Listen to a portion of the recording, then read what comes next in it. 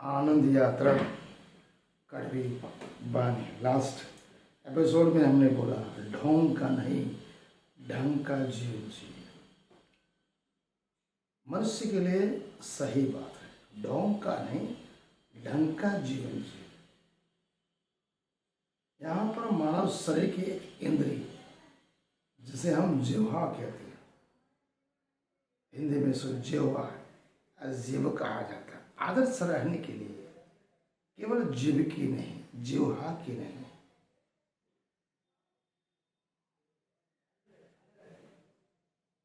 और जीव तक नहीं, जीवन में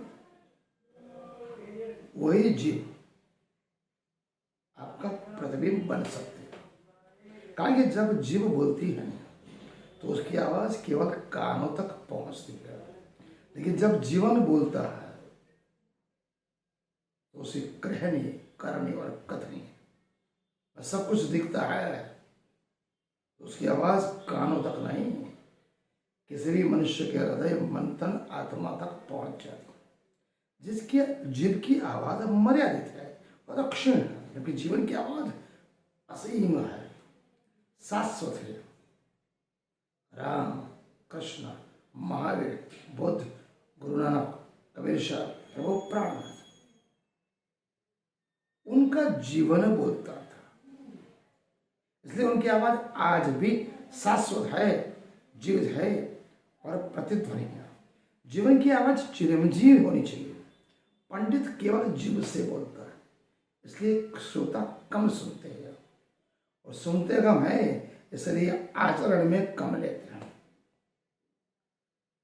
इसके उच्चार का, प्रवचन का कोई असर नहीं पड़ता, लेकिन संत अपने जीवन से बोलते हैं, इसलिए उनके उपदेश को समाज में क्रांतिकारी परिवर्तन आता है।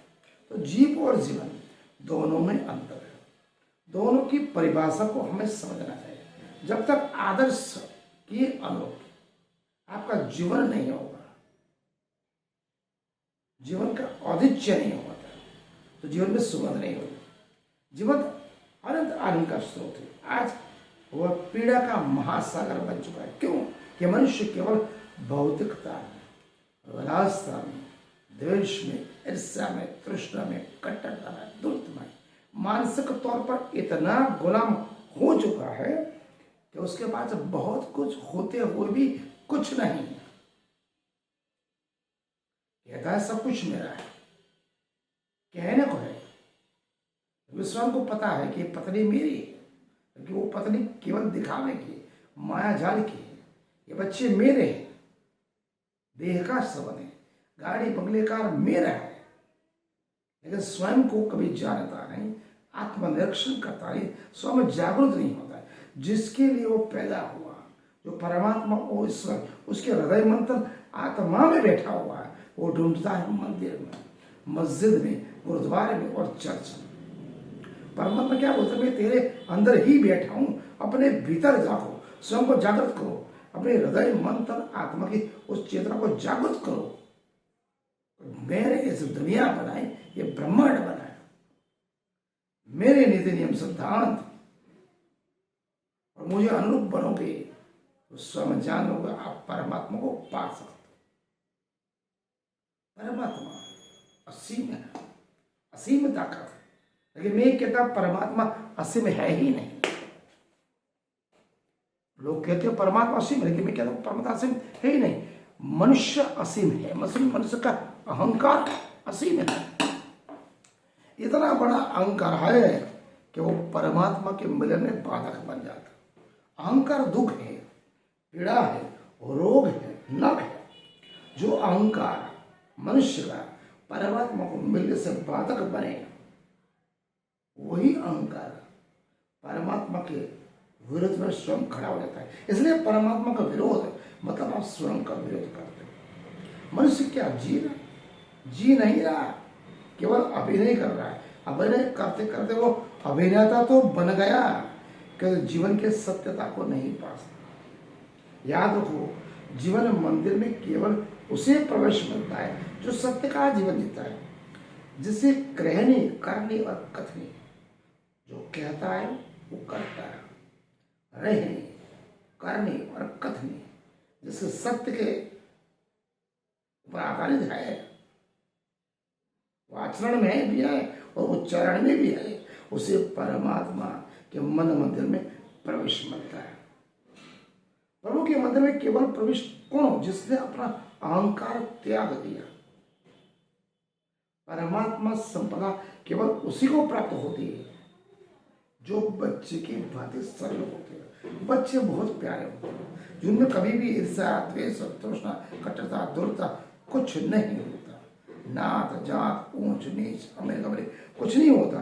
केवल सादगी पूर्ण होते, विनीत होते, सहज होते, निष्कपट होते, श्रद्धाप्रेरित होते हैं।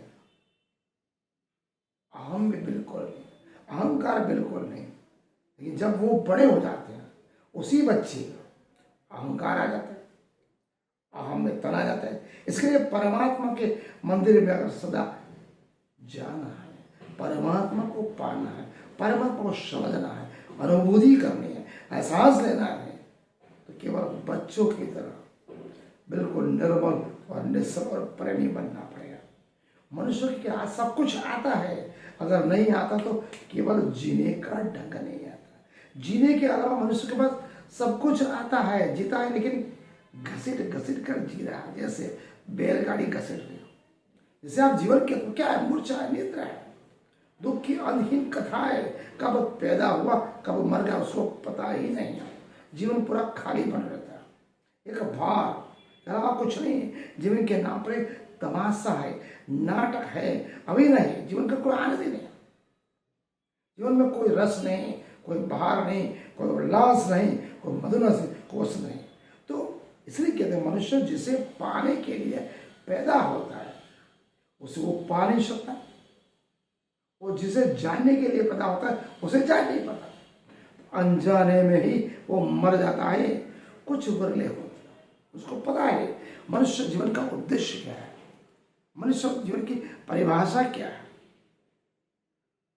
जिसने स्वयं को जान लिया, स्वयं को पहचान लिया, उसका जीवन आनंद, उल्लास और सौंदर्य से भरपूर जाता है। वो ही परमात्मा के निकट जाता है, निकट जाता है। इसलिए कहता है ढंग से नहीं, ढंग से जीना सीखो। अपने जीवन में रहनी, करनी और कथनी ऐसी रखो, जीभ से बोलने की जरूरत ही नहीं।